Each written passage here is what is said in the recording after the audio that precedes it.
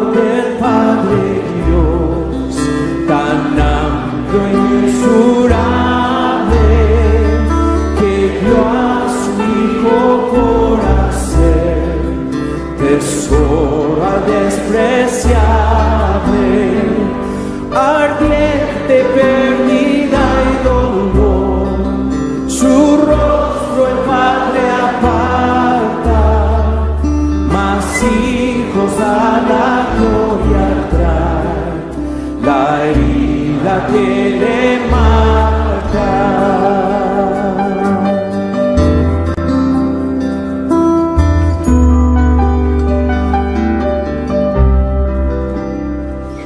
He aquí el hombre en la cruz, a hombros mis pecados, y escucho con pesar mi voz unirse a cada extraño. Mi culpa le retuvo allí, la obra completando, me imparte vida por morir, ya todo es consumado.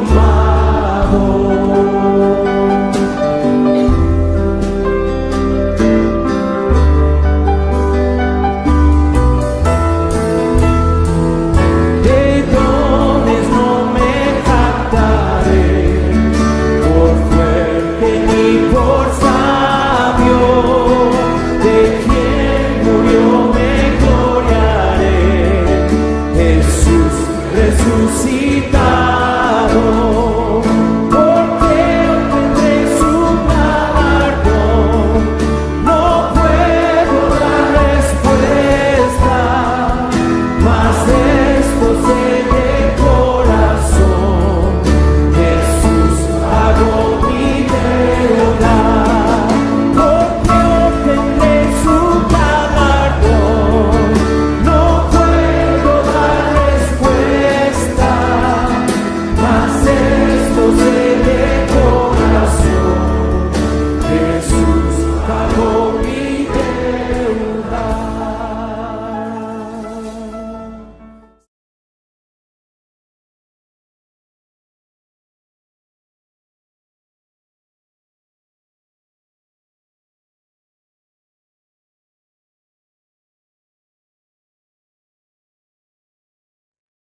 Estimados hermanos, estimados amigos, tengan todos ustedes muy buenos días.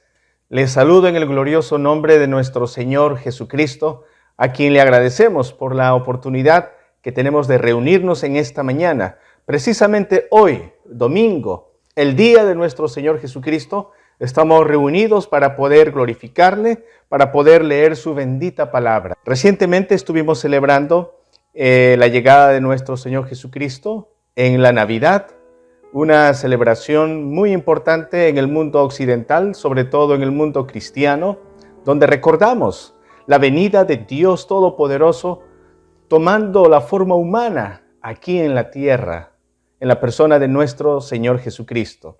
Mis hermanos, en esta mañana precisamente vamos a recordar este hecho trascendental que ha cambiado la historia de la humanidad. Y para esto vamos a abrir nuestras Biblias en el Evangelio según San Lucas, en el capítulo 2. Les invito, hermanos, por lo tanto, a acompañarme al Evangelio según San Lucas, capítulo 2, versículo 1 hasta el versículo 20. Pero antes de leer la palabra del Señor, les pido, hermanos, acompañarme en oración. Hablemos con el Señor a través de la oración. Soberano Señor, Creador de los cielos y de la tierra, en esta mañana tenemos el honor, tenemos el privilegio de poder acercarnos ante tu gloriosa presencia, ante tu trono de gracia. Y venimos, Señor, para glorificarte, para adorarte, porque no hay otro Dios fuera de ti. Solo tú eres Dios santo, solo tú eres Dios todopoderoso, solo tú eres Dios justo y recto, verdadero. Solo tú eres amoroso y tierno con nosotros. Y a pesar de las adversidades o vicisitudes que nos toca vivir en esta tierra, Señor, en tus manos son un instrumento para moldear nuestras vidas. De tal manera, Señor, que nuestro carácter cada día sea como el carácter de nuestro bendito Señor Jesucristo. Te agradecemos, Señor, por el hecho de que tú has venido a esta tierra, Señor. Hace más de 2000 años naciste allá, en ese pequeño pueblo de Belén, y viniste, Señor, para buscarnos a cada uno de nosotros que estábamos descarriados, alienados y apartados de ti, pero tú tomaste la iniciativa de venir en nuestra búsqueda, porque nos amaste, Señor, viniste para salvarnos.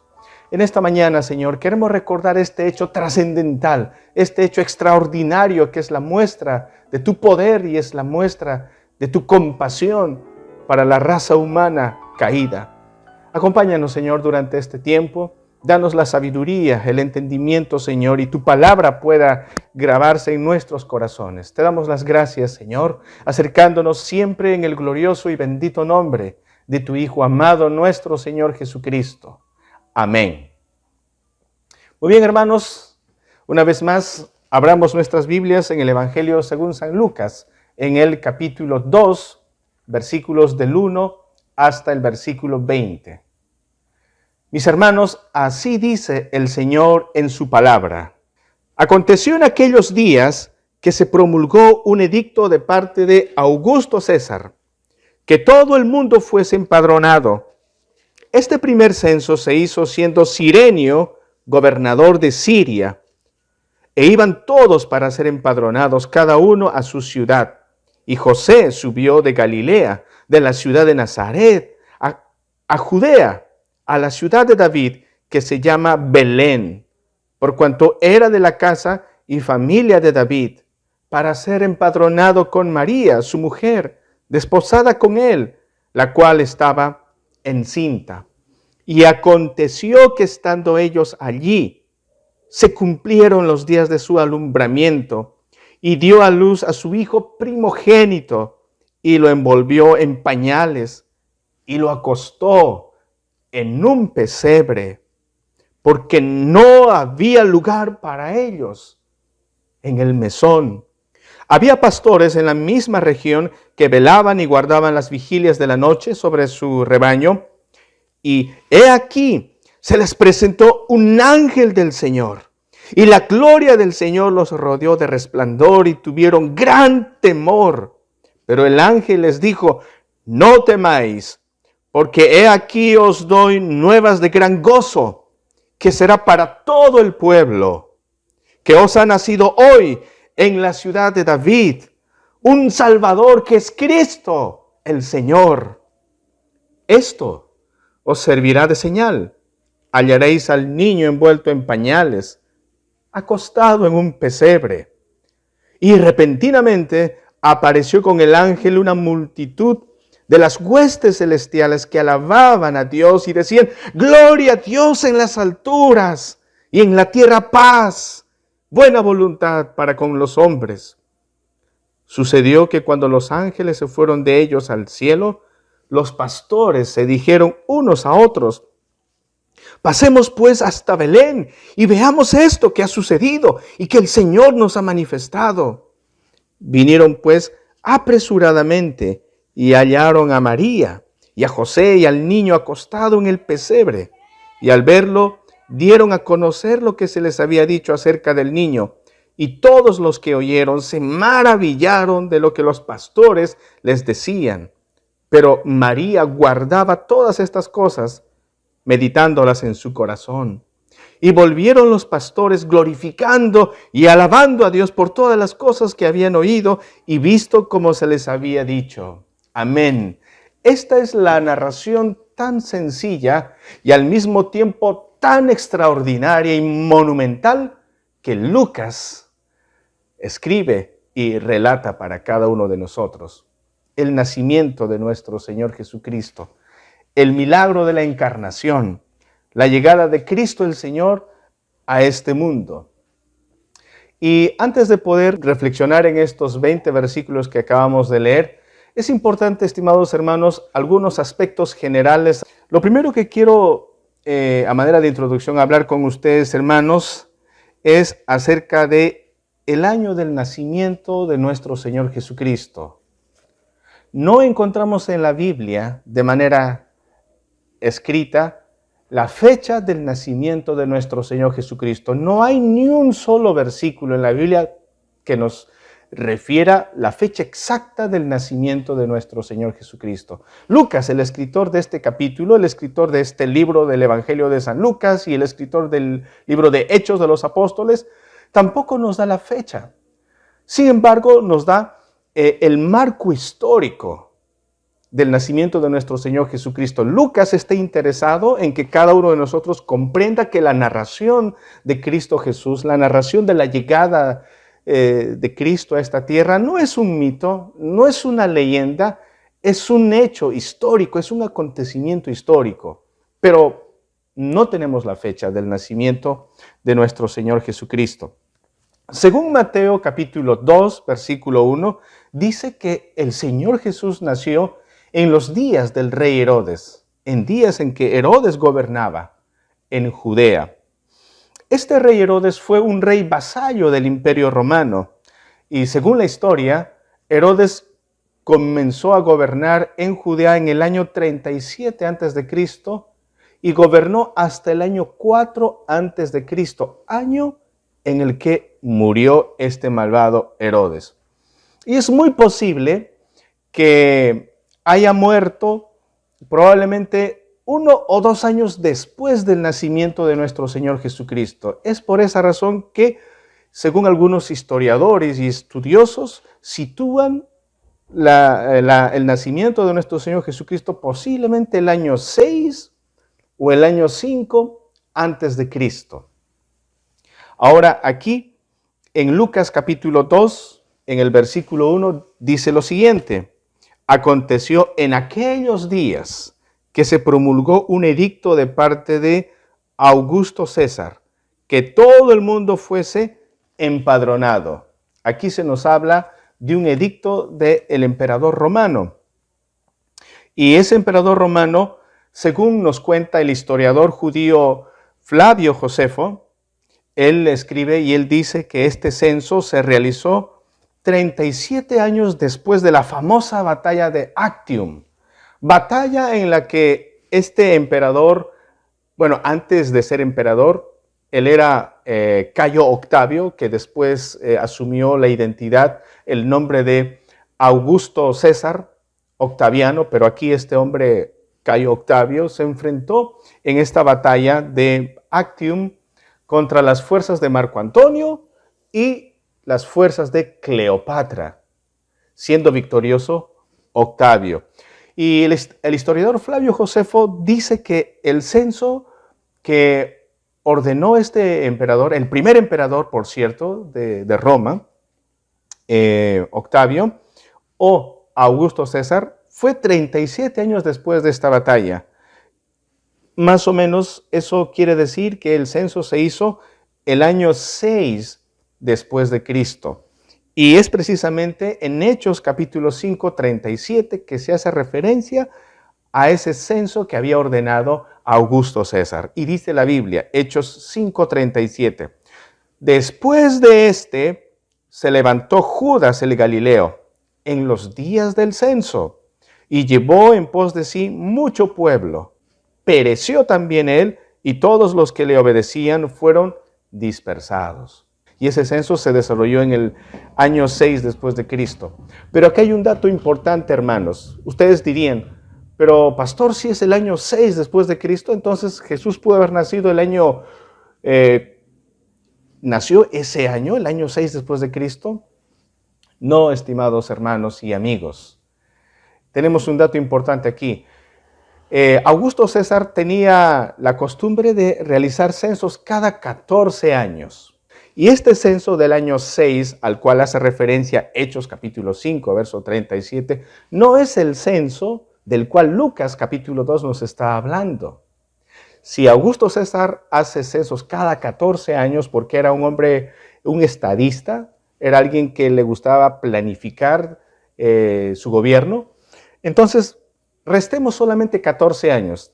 año 6 después de Cristo menos 14 años. Y esto nos ubica en el tiempo al año 8 antes de Cristo.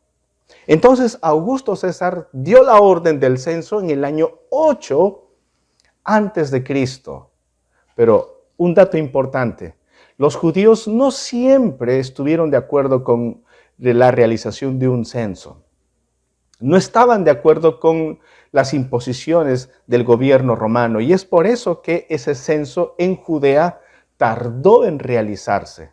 Parece ser que Augusto César, el emperador, empezó a presionar a Judea que era urgente que realicen el censo y el censo se realizó posiblemente 2 o 3 años después de lo que se había estipulado. Entonces eso nos ubica más o menos al año 6 o al año 5 antes de Cristo. Entonces más o menos en ese rango, año 6, año 5, algunos historiadores dicen incluso año 4 antes de Cristo, pudo haber sido el año en el que nació nuestro Señor Jesucristo. Entonces la pregunta que nos hacemos es, ¿de dónde entonces sacamos que Jesús nació en el año 0? ¿De dónde sacamos eso? Bueno, la fecha incorrectamente fue considerado en el siglo VI por un monje bizantino llamado Dionisio el Exiguo. Dionisio el Exiguo. Y este monje, Dionisio, estaba comisionado para elaborar una nueva estructuración del calendario, de tal manera que se puede separar los años mundanos o años gentiles de los años cristianos. Y es por eso que Dionisio el Exiguo, este monje, en ese afán de diseñar este sistema de datación, él empezó a ponerle el nombre de Anno Domini o Año del Señor al año 0. Es desde ese instante, desde el siglo VI, que se conoce entonces, se cree que Jesús nació en el año 0. Eso es un detalle que quería explicarles a ustedes, hermanos, porque la Biblia no nos dice exactamente en qué año nació nuestro Señor Jesucristo. Y no por eso el relato de Jesús deja de ser un hecho histórico, porque está dentro del marco de la historia universal, dentro del marco de la historia de Israel también. Otro detalle también importante que quiero tomar en consideración con ustedes, el tema de 25 de diciembre. ¿Realmente Jesús nació el 25 de diciembre? Otra vez tengo que decir que la Biblia no dice eso, no tenemos esa información en la Biblia. Realmente no sabemos la fecha del nacimiento de nuestro Señor Jesucristo. Entonces, esa fecha, 25 de diciembre, se escogió convenientemente en los años 320 al 350, en ese rango de tiempo, el Papa Julio I, en su afán de querer evangelizar a los pueblos no alcanzados, en su afán de querer evangelizar a los romanos, a los griegos, a los escandinavos, a tanta gente que no abrazaba la fe cristiana. Recuerden que más o menos en esas épocas ya el emperador Constantino había decretado como religión, como una religión más del Imperio Romano, al cristianismo. Constantino, recuerden ese hecho histórico. Entonces este obispo, este Papa Julio I, vuelvo a decir, en su afán de querer evangelizar a estas personas, a estos romanos, decidió pues poner el nacimiento del Señor Jesucristo al 25 de diciembre, porque justo en esa fecha la sociedad romana tenía pues sus festividades en honor al dios Saturno, el dios de la siembra, el dios de la cosecha. Justo más o menos del 17 de diciembre hasta el 23 de diciembre había una gran fiesta llamada la fiesta de la Saturnalia, donde se adoraba pues a Saturno. También había, justo en la fecha del 25 de diciembre, la sociedad romana también celebraba otra fiesta en honor al sol invicto, al sol invicto. Entonces, la iglesia en ese tiempo vio por conveniente, estratégicamente, reemplazar a este Dios Sol invicto con Jesús, con Cristo. Entonces dijeron, bueno, en lugar de adorar a este Dios Sol invicto, el sol de los romanos, vamos a reemplazar con Cristo, porque Cristo es la luz del mundo. Así que 25 de diciembre ya no será una festividad para este Dios pagano, sino ahora será una festividad para el Señor Jesucristo. Y también se hizo eso para tratar de alcanzar a la población del norte de Europa, a los escandinavos, porque justo también en esas fechas los escandinavos tenían su festival y esa fiesta se realizaba en honor a los dioses Odín y el dios Thor. Dice que había banquetes, había baile y había música en esas festividades. Y en Persia, justo por esas fechas en diciembre, también habían festividades en honor al dios Mitra, el dios de la luz. Entonces, la iglesia en esa época decidió pues hacer esa extrapolación con el objetivo de evangelizar a estas personas, a la sociedad romana, a la sociedad escandinava, a la sociedad persa, a la sociedad griega, pero lamentablemente corrompieron la celebración.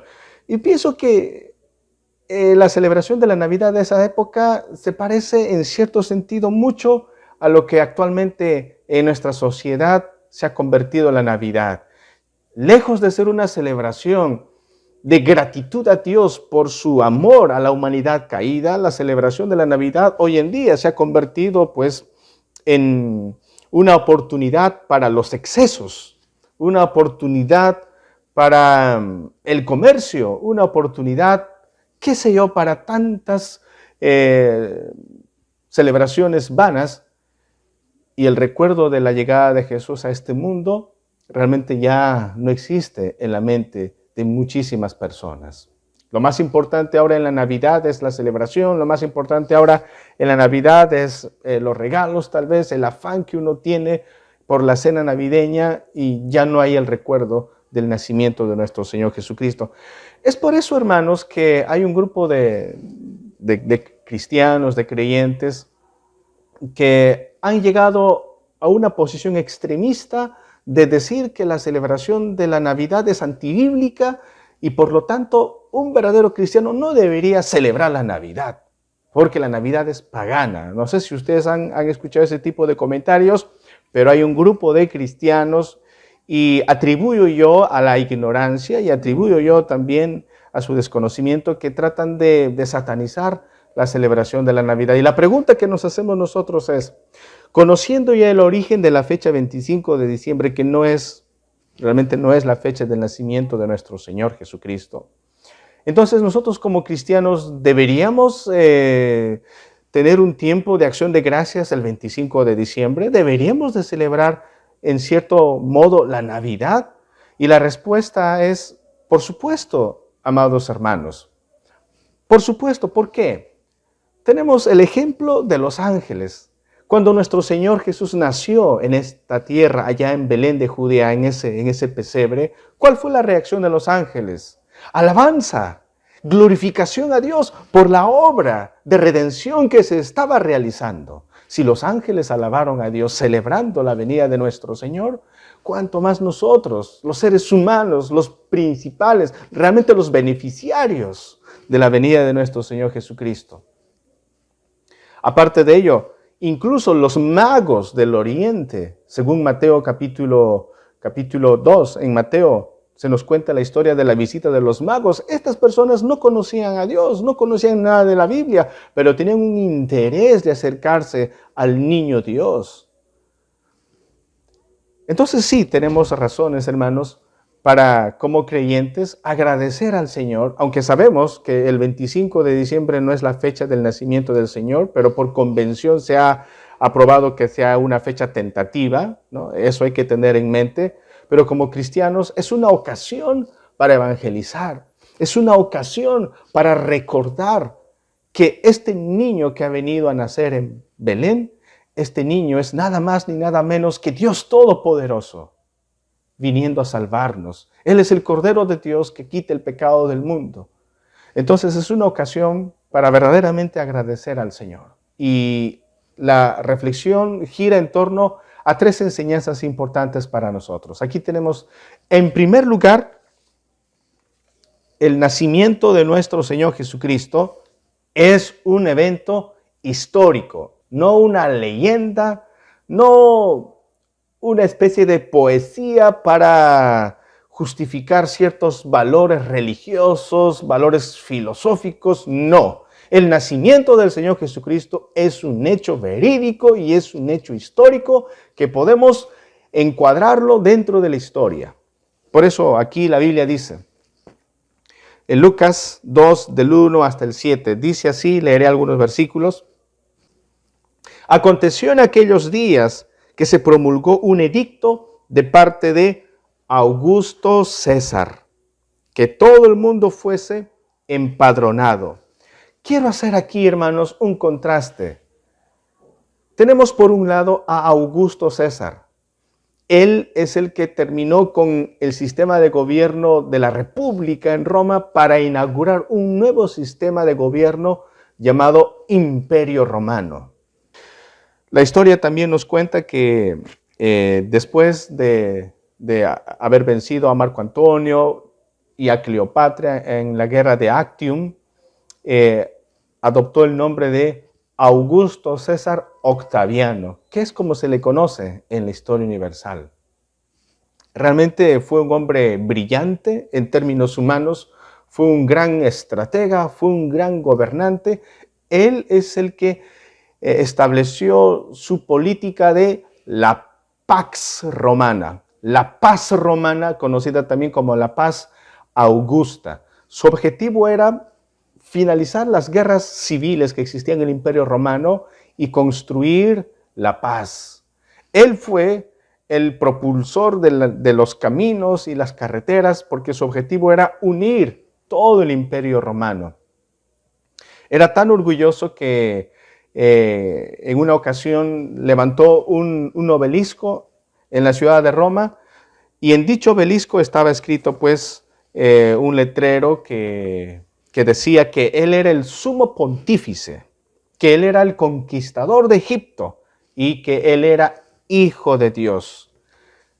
Augusto César Octaviano. Augusto era un título que significa el honorable, el venerado.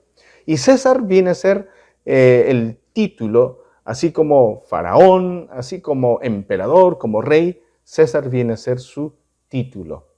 Augusto es un adjetivo que significa honorable, venerado, honrado.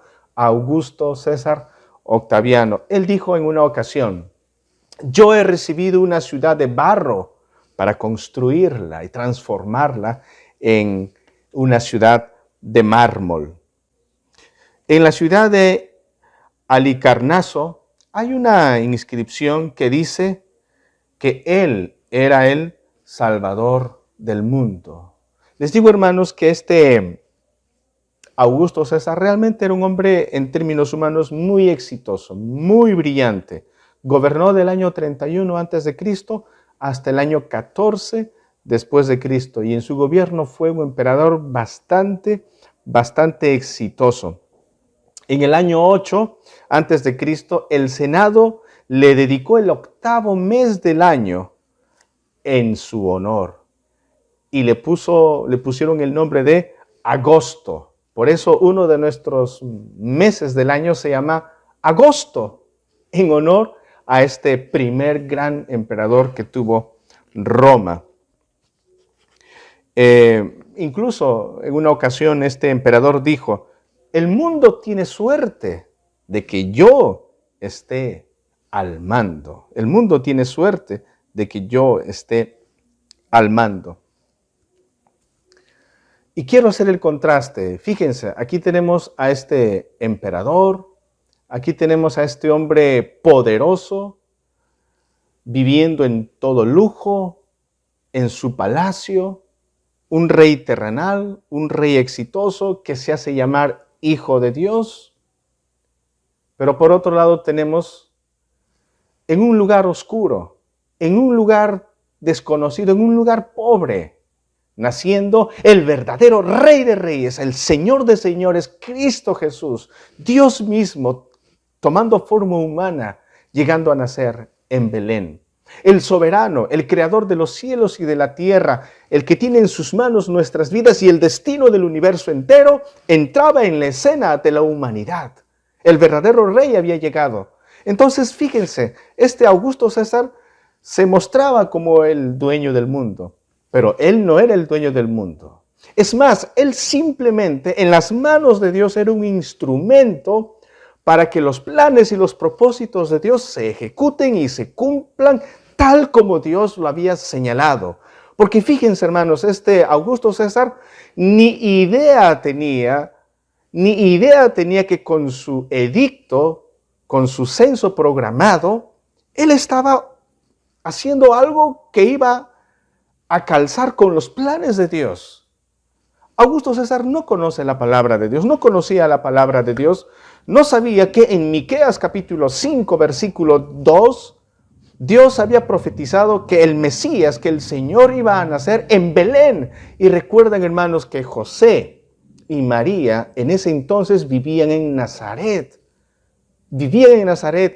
Y a no ser que Augusto César promulgara ese edicto, a no ser que presionara e insistiera para que se cumpla ese censo, José y María no hubiesen llegado a Belén y el Señor no hubiese nacido en Belén. Pero este emperador, este hombre poderosísimo, no era nada más que un agente, un servidor para los planes de Dios. Por esa razón, mis hermanos, Dios es el soberano, Dios controla la historia. Dios hace las cosas de tal manera que la historia calce con los planes de nuestro Señor. Hermanos, esto puede servirnos de aliento y de consuelo en los momentos más difíciles en nuestras vidas. Tal vez tú, como todos nosotros, todavía seguimos sufriendo por lo que está sucediendo en el mundo entero con la llegada del coronavirus. Y los efectos que el coronavirus ha traído, efectos colaterales, tal vez en la salud, tal vez en la familia, en el negocio, en nuestra economía, en nuestra vida emocional también. Pero saber que Dios tiene el control de la historia, saber que Dios tiene el control incluso por encima de ese hombre poderoso, nos ayuda a entender que Dios tiene control sobre cada una de las circunstancias adversas en nuestras vidas, estimados hermanos. Él es el Dios, Él es el Rey soberano, Cristo Jesús. Hay un dato que a mí me pareció interesante y quiero compartir con ustedes. Más o menos en el año 41 hasta el año 37, un poeta famosísimo en Roma, este romano Publio Virgilio Marón, más conocido como Virgilio, escribió una serie de poemas que se titulan las églogas. Y en su cuarta égloga, él escribió algo que a mí personalmente me llamó la atención y quiero leerles para ustedes. En la cuarta égloga de su poema, Virgilio dice así, dice lo siguiente: ha llegado la última edad de la profecía de Cumas. La serie de los grandes siglos nace de nuevo. Ahora vuelve incluso la Virgen. Vuelven los reinos de Saturno. Ahora una nueva raza llega desde alto del cielo. Tú, con ese muchacho que ahora nace, los primeros regalos para ti, niño, dará la tierra. El suelo congelado infundirá suaves flores. Dará muerte a la serpiente y a los venenos ocultos entre las hierbas. Miren, parece ser una profecía del mundo incrédulo, de una sociedad que nada tiene que ver con la sociedad judía, del nacimiento de nuestro Señor Jesucristo. Lo que me indica, estimados hermanos, es que ya en esta época había un ambiente, había un deseo de que un anhelo de que venga a la esfera mundial, a la esfera de la historia, algún libertador, algún Salvador. Y Virgilio lo plasma el deseo de una sociedad, de la sociedad romana, en su poema. Ahora, eso sucedía en Roma porque habían guerras civiles y conflictos y todo esto que realmente dejaba mal parado a Roma, ¿no? Entonces, ya había ese deseo. Mira, los romanos necesitaban un Salvador. Ellos vieron en Augusto César Octaviano su Salvador, pero el verdadero Salvador no era este emperador, el verdadero Salvador es Cristo nuestro Señor, Cristo Jesús. Entonces, el nacimiento de nuestro Señor Jesucristo es un acontecimiento histórico, en primer lugar. Y fíjense, voy a leer el versículo 7.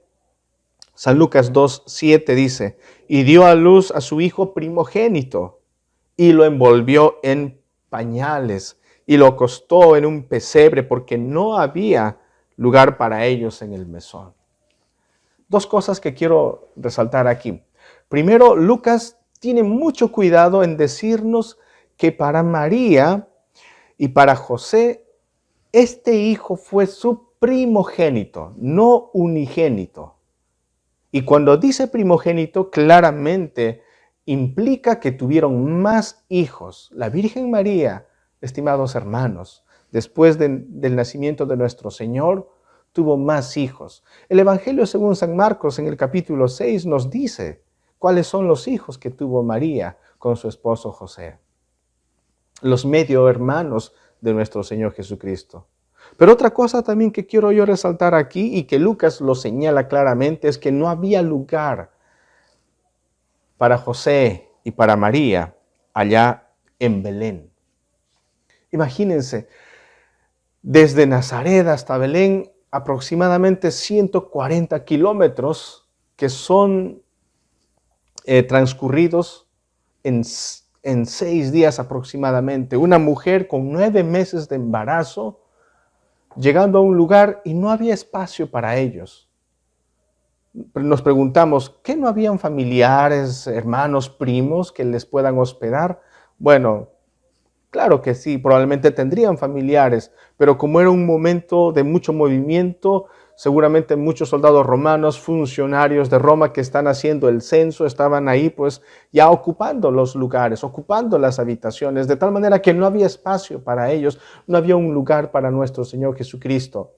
Y esto realmente era una anticipación, esto era una especie de premonición de cómo iba a ser la recepción de nuestro Señor en este mundo, en su ministerio. No había lugar para el Señor. Y hoy en día en nuestra sociedad moderna, lamentablemente, no hay lugar para el Señor, Dios Todopoderoso, en el corazón de la humanidad. Muchas veces nosotros, los seres humanos, hemos sacado a Dios de nuestras vidas, hemos sacado a Cristo de nuestra agenda, hemos sacado a Cristo de nuestros planes. Y Él no está, no hay lugar en la vida de las personas. Y si Cristo ha encontrado un lugar en nuestros corazones, estimados hermanos, es porque Él poderosamente abrió los cerrojos oxidados de nuestros corazones. Él con autoridad entró por amor a cada uno de nosotros. Pero lo cierto es que en el corazón del hombre no hay espacio para Cristo. Este es un hecho acontecimiento. El Salvador ha llegado a este mundo. En segundo lugar, la segunda enseñanza que encontramos aquí, hermanos, es que este anuncio se proclama. La llegada del Señor Jesucristo es un anuncio que se comunica, es un anuncio que se proclama. ¿A quiénes se proclama? A las personas más humildes y a las personas consideradas los más bajos en la escala de la sociedad de Israel. Y dice la palabra del Señor aquí en Lucas 2:8, dice, había pastores en la misma región que velaban y guardaban las vigilias de la noche sobre su rebaño. En esa época, el trabajo de pastor realmente era un trabajo considerado ínfimo, de bajo nivel social, de baja categoría. Por la misma ocupación de los pastores, de estar en contacto con los animales, con las ovejas, por los religiosos y por los fariseos, por los sacerdotes, los pastores eran considerados impuros y no estaban permitidos en muchos de los ritos religiosos, obviamente por su trabajo de estar en continuo contacto con los animalitos y no les permitían. A tal punto que a los pastores en esa época se les consideraba gente no digna de confianza. Por esa razón, incluso en algún juicio que se desarrollaba en Israel, nunca invitaban como testigo a los pastores, porque consideraban que su testimonio no tenía credibilidad, porque eran los más viles, los más ruines en la sociedad. Los pastores eran pues los mal pagados, los marginados, los despreciados. Y esto realmente es un cuadro, es una imagen de las personas a quienes Cristo Jesús vino a salvar. Él lo dijo después. El Señor dijo, yo no he venido a salvar a los justos, yo he venido a salvar a los pecadores. Y por ejemplo, yo leo aquí en el libro de Isaías, en el capítulo 61, versículo 1 y versículo 2, dice claramente lo siguiente, hermanos. El Espíritu de Jehová, el Señor, está sobre mí, porque me ungió Jehová. Me ha enviado a predicar buenas nuevas a los abatidos, a vendar a los quebrantados de corazón, a publicar libertad a los cautivos y a los presos apertura de la cárcel, a proclamar el año de la buena voluntad de Jehová y el día de venganza del Dios nuestro, a consolar a todos los enlutados. Bueno, aquí entonces los pastores son una representación de los marginados, son una representación de la sociedad no considerada por la sociedad, valga la redundancia. Y precisamente a los perdidos, a los marginados, vino nuestro Señor Jesucristo. Y he aquí se les presentó un ángel del Señor, y la gloria del Señor los rodeó de resplandor y tuvieron gran temor. Miren, este ángel glorioso no fue a Roma para anunciar la venida de Cristo a Augusto César. Tampoco fue al palacio en Jerusalén para avisarle, para notificarle a Herodes que estaba llegando el Salvador. Tampoco fue a avisarles a los sumos sacerdotes, o a los escribas, o a los fariseos, o a los saduceos, o al Sanedrín. ¿A dónde fue este ángel poderoso a dar este mensaje, esta noticia en primer lugar? A los pastores, a la última rueda del coche en la escala social, a los marginados. A ellos fue a comunicar este mensaje. Y fíjense, hermanos, como dice la palabra del Señor, un poderoso ángel se presentó, rodeado de gloria y de poder y majestad, y no es para menos, los pastores estaban atemorizados, estaban aterrados de ver esa imagen gloriosa. Y esto es lo que evoca realmente la presencia de Dios. Si no recuerden ustedes en Isaías capítulo 6, versículo del 1 al 5, tenemos la visión de la presencia de Dios. El profeta Isaías, al ver a Dios, al ver la presencia gloriosa de Dios, al final Isaías dijo, ¡ay de mí que soy hombre muerto, porque siendo hombre de labios inmundos, mis ojos vieron al Señor, al Creador! O en Apocalipsis, en el capítulo 1, versículos 17, 18, cuando el apóstol Juan vio a nuestro Señor Jesús, vio la imagen del Señor Jesús. En Apocalipsis 1 dice que Juan cayó a los pies del Señor como muerto. Porque eso es lo que sucede, estimados hermanos. La gloria, la majestad de nuestro Señor Jesucristo es algo que el hombre no puede resistir. Y aquí este ángel venía con esa gloria de nuestro Señor. Pero el ángel les dijo a los pastores, no teman. En el versículo 10 dice claramente, pero el ángel les dijo, no temáis, porque he aquí os doy nuevas de gran gozo, que será para el pueblo, para todo el pueblo. El ángel les dice, no tienen razón de temer, no teman. Y esto me hace pensar que la obra de la salvación ya está realizándose en el corazón de estos pobres pastores. Porque yo pienso, hermanos, que estos humildes y marginados en la sociedad también estaban anhelando y estaban esperando la liberación, estaban deseando que el Salvador venga.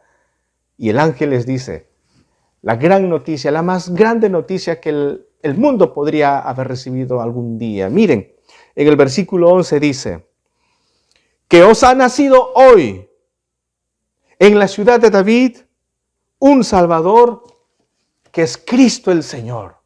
Ahí está la gran noticia, mis estimados hermanos. Ha nacido, ha venido el Salvador, Cristo Jesús. Lo que se prometió en Génesis capítulo 3, versículo 15, versículo 16, lo que Dios le prometió a Adán y a Eva después de que ellos cayeron en pecado. La libertad había llegado en Cristo Jesús. Lo que Dios le prometió a Abraham, en ti serán benditas todas las naciones. Lo que Dios le prometió al rey David, de ti vendrá el rey, el pastor de mi pueblo, se había cumplido. Y llegaba nuestro Señor Jesucristo a esta tierra. Y el ángel les dice a los pastores, hoy ha nacido en Belén un Salvador que es Cristo el Señor. La pregunta es, ¿este Salvador de qué nos va a salvar? Hay muchos que equivocadamente dicen lo siguiente, bueno, Cristo ha venido para salvarme de la insatisfacción. Cristo ha venido a este mundo para salvarme, de mis problemas matrimoniales. Yo me casé con ilusiones de tener un matrimonio extraordinario y excelente, pero las cosas no salen como yo lo esperaba. Estoy insatisfecho. O algunos dicen, bueno, Cristo ha venido para salvarme de los problemas en el hogar. Tengo mis hijos que yo creía que eran la bendición, pero al final tengo dolor en el alma porque mis hijos son desobedientes, mis hijos no conocen a Dios, no quieren nada con Dios y me traen muchos problemas. Otros dicen, bueno, Cristo ha venido para salvarme de mi vida sin propósito. No me gusta el trabajo donde yo estoy. He terminado en este trabajo con mucha insatisfacción. Quisiera una vida mejor, quisiera más oportunidades, quisiera viajar, quisiera disfrutar de la vida. Algunos dicen, bueno, Jesús ha venido para ayudarnos a salir de la depresión, para ayudarnos a salir de algún tipo de vicio, tal vez el alcoholismo, tal vez la drogadicción. Algunos dicen, Jesús ha venido para salvarme de la pobreza. Yo no quiero ser pobre y que venga Cristo y que me dé riqueza. Es cierto que el Señor Jesucristo puede hacer esas cosas y más, estimados hermanos. Pero realmente el Señor ha venido para salvarnos de estos problemas, porque quiero decirles esto en honor a la verdad. Hay mucha gente que no conoce a Dios, pero puede tener un hogar armonioso. Hay mucha gente que no conoce a nuestro Señor Jesucristo, pero gente educada que puede tener una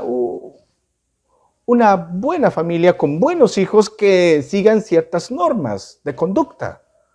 Hay mucha gente que sin conocer a Dios pueden superar sus malos hábitos y sus vicios.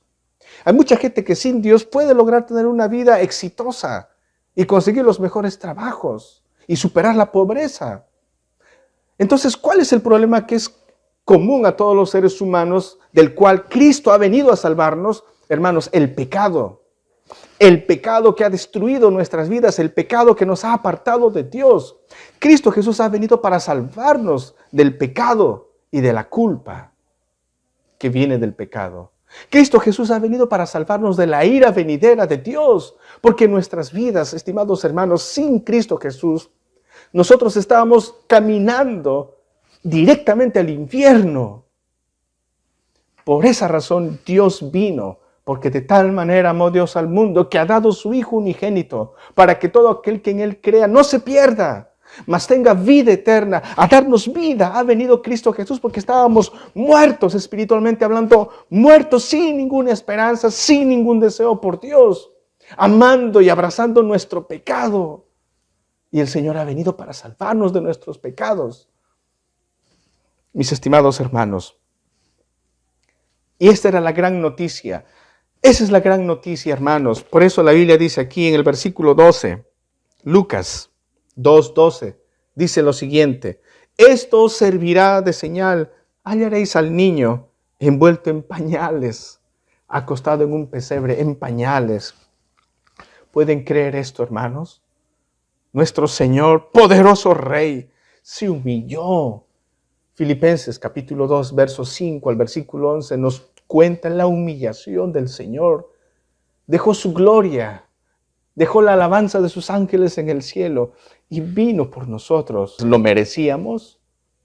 ¿Merecemos que haya dejado todo ello por amor a nosotros? ¿Lo merecemos? Eso es gracia, hermanos. Gracia, regalo inmerecido. Gracia. Por esa razón los ángeles le alaban al Señor. Por esa razón, miren, hermanos, aquí hay una gran celebración. Versículo 13 dice, y repentinamente apareció con el ángel una multitud de las huestes celestiales que alababan a Dios y decían, gloria a Dios en las alturas. El Señor Jesús nació en Belén para darle la gloria a Dios, porque ese es el propósito supremo de todo, la gloria del Señor. En la salvación del hombre pecador, la gloria del Señor, hermanos. Y los ángeles lo saben muy bien. Ellos están extasiados, ellos están asombrados, viendo cómo el Señor está ejecutando la obra de la salvación.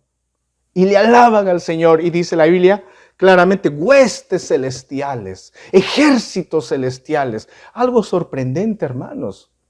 Cuando dice huestes celestiales, se nos evoca la imagen de estos ángeles poderosos como si estuviesen listos para la batalla. Listos, estos soldados celestiales del Señor, listos para la batalla. Pero la Biblia dice que ellos no han venido para darle la guerra a la humanidad. Y dice la Biblia, el versículo 14, y en la tierra paz, buena voluntad para con los hombres. Aquí están los ángeles, los soldados del Señor. Y han venido para hablarnos de que Dios ha venido a traer paz. Cristo ha venido para la reconciliación, ha venido para traer paz. Paz. Y estamos en este tiempo de oportunidad, estimados amigos, aquellos que no conocen al Señor Jesucristo. Él ha venido para reconciliarnos con Dios. Pero quiero decirles la verdad, Él volverá por segunda vez. Y saben, estimados amigos, amados hermanos, volverá así con sus huestes celestiales, pero ya no vendrá para hacer paz. Vendrá aquí para traer juicio a todos, vivos y muertos. Entonces, esto es una imagen de la oportunidad que Dios nos está dando.